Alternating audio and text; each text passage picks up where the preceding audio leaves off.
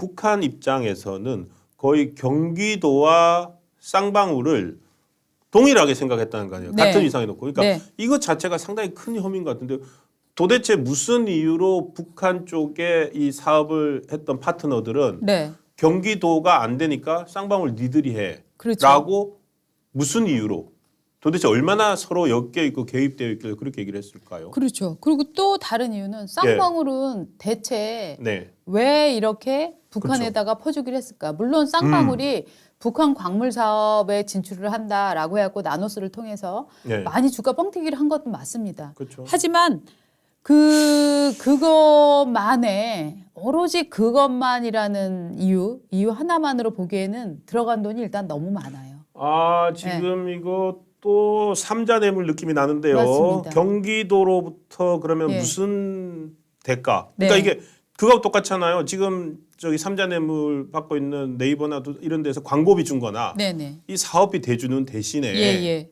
다른 어떤 특혜를, 이익을 예. 경기도로부터 받은 게 있다면 네. 아니면은 받지 않았더라도 약속을 받았다면 네. 삼자 뇌물 맞는데요. 이거. 그렇습니다. 아, 그래서 스마트팜이 또 다른 삼자 뇌물의 뇌관이 네. 될 수 있다. 예. 그러고 있군요. 그러니까 이게 그 지난번에 우리 신동근 차장도 그때 설명을 해줬지만 절에다가 대신 시주를 하는 것조차 이게 그쵸. 삼자 뇌물에 예. 걸린다라고 그렇습니다. 지금 얘기하지 않았습니까? 예. 그렇기 때문에 이게 지금 제3자 뇌물이라는 게 지금 그 분당 성남 FC 관련 요 패턴이랑 똑같아요. 돈을 내가 허가를 해줄게 성남 FC에 돈을 줘라고 둘이 체결하지는 않습니다. 아무 그렇죠? 흔적 없죠. 예. 성남 FC를 거쳐서 돈을 이쪽에 후원하게 하고 이 후원한 사람이 결과적으로 특혜를 보게 되면 이것이 삼자 뇌물로 맞습니다. 지금 형성이 되는 거거든요. 이 그렇습니다. 죄가. 저가 그래서 지금 검찰에서도 이 스마트팜 이 부분이 지금 50억 원이었잖아요. 그렇습니다. 지금 쌍방울에서 북한에다가 지원한 돈이 640만 달러, 즉 예. 한 72억 원 정도만 그렇죠. 일단 파악이 된 거잖아요. 예. 72억 플러스 알파일 수도 있겠죠. 그렇죠. 그러니까 이 72억 플러스 알파 이 돈에 이 스마트팜 50억 원이 50만 달러. 일단. 아, 50억 원, 50억 원. 예, 50억 원이 예. 들어갔을 거라고 보고 있는 겁니다. 네네네. 네. 50억 원입니다. 네. 네. 아니, 자기만 지금 50억 원이라고 보고 있지 않았던. 아, 지금 약간 네. 순간적으로 네. 헷갈렸습니다. 예. 그러니까 지금 이 당시에 건너간 쌍방울이 북한에 준 72억 원이 결국은 경기도가 주기로 한 50억 원을 쌍방울이 대납한 것이다. 네. 라고 지금 검찰은 보고 있는 상황입니다. 그렇군요. 예. 그래서 삼자 뇌물 얘기가 나오고 있습니다. 맞습니다. 그러니까 어쨌든 대북 송금 네. 김성태 전 회장이 잡히자마자 그건 내 돈이다 전부 다 내가 개인 돈이다라고 했던 그 대북 송금이 첫 번째 가장 네. 큰 이제 그 묶음이고 네. 두 번째가 이제 이 모든 게 시작됐던 쌍방울의 이상한 사회 이사들. 네. 그러니까 이재명 경기도지사가 이재명 더불어민주당 대표가 네. 그 대통령 후보까지 될 수 있었던 것은 예, 바로 예. 선거법 위반 재판에서 맞습니다. 대법원까지 가가지고 승소하면서 완전히 대선 후보로 기사회생했거든요. 그리고 그 극적 효과 때문에 더 열광적인 걸 받았는데 그 어마어마한 세 개의 재판에 가장 궁금했던 게 변호사비 딱 3억 원이라고 했어요. 네. 그러니까 이재명 그 당시 경기도지사의 그 재산 신고에서 현금 3억이 줄어들었는데 그 3억을 변호사비라고 했거든요. 네. 그래서 많은 사람들이 아니 그렇게 큰 재판에 저 어마어마하게 많은 숫자의 변호사들이 동원됐는데 변호사비 딱 3억 원 썼다고 아무도 안 믿었거든요. 그렇지만 뭐 3억 원이라 그러니까 뭐 어떻게 하겠습니까? 그랬는데 한 시민단체 대표가 이것을 변호사비 대납 의혹을 고발을 했죠. 그러니까 뭐냐면은 이재명 대표의 재판에 참여했던 변호사들 상당수가 쌍방울의 사회이사로 적을 올려놓고 거기서부터 사회이사에 대한 어떤 뭐 월급 같은 거 이런 걸 받고 있었다라는 것. 그리고 쌍방울 특기 있지 않습니까? 전환사채 발행. 네. 그 전환사채 발행을 둘러싼 여러 단계 중에 그 변호사비 변호사 중에 가장 대표적인 변호사 한 분이 검찰 출신 변호사 한 분이 그 20억 원을 받기로 돼 있었다. 그 얘기가 나오면서 변호사비 대납 의혹이 제기가 됐는데 그 제기했던 분도 또 모텔에서 돌아가셨죠. 네. 혼자 있다가 네. 모텔에서 되게 이제 불안해하면서 모텔을 전전했는데 돌아가셨어요. 그분 같은 경우는 지병으로 돌아가셨다고 하는데 이재명 더불어민주당 대표의 의혹과 관련된 네 분의 죽음 중에 또 한 분이 또 이분입니다. 그래서 요거에 대해서도 김성태 전 회장 수사를 통해서 풀어야 됩니다.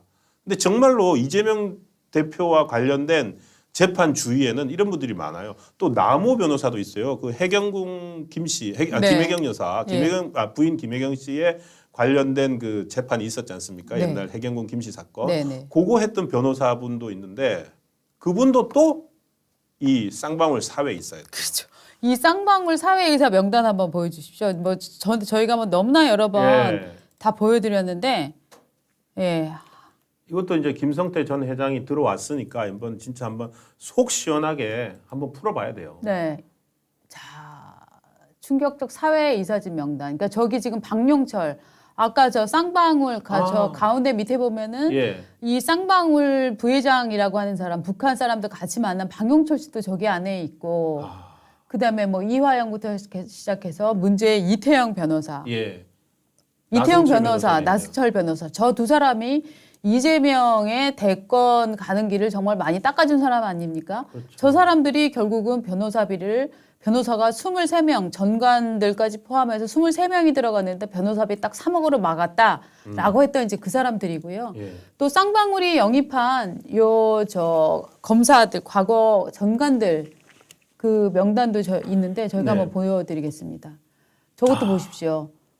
전직 검사 및 전관 현황 이걸 보면 동부지청 검사장, 남부지청 차장검사, 그다음에 이태영 씨 저희가 방금 전 말씀드렸죠. 이걸령, 그다음에 김영헌, 이남석, 김인숙, 임동규, 안호봉, 강인철.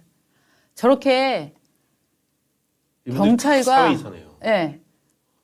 경찰 판사 그다음에 검사. 그러니까 경찰 단계부터 뭐 이재명 씨 주변에 경찰 많은 거는 사실 이미 알려진 사실입니다만 또 쌍방울 그룹에도 저렇게 쫙 사람들을 데리고 가서 예. 다 일종의 깡패 잡던 사람들이 깡패 돈 받으면서 예, 참 먹고 사는 아이러니합니다.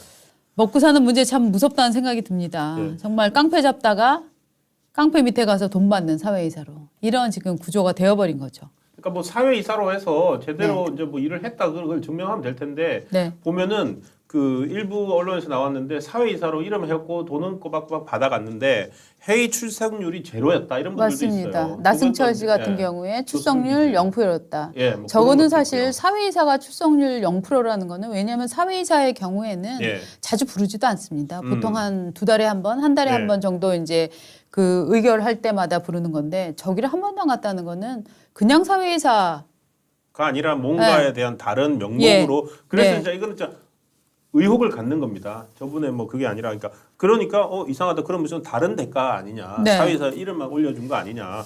그렇게들 자, 생각을 하고 있는 이렇게 겁니다. 지금 이제 김성태도 잡혀 들어오고 예. 압박이 이제 더 구체화되고 있으니까 후달리는 이재명 예. 당 대표가 어저께 이제 검찰 진술서를 네. 내가 검찰에 이렇게 진술해서 냈다라고 하면서 되게 진술서는 공개를 안 하거든요. 맞습니다. 좀 깜짝 네. 놀랐어요. 그런데 본인이 자기 페이스북에다가 찍어서 올렸습니다.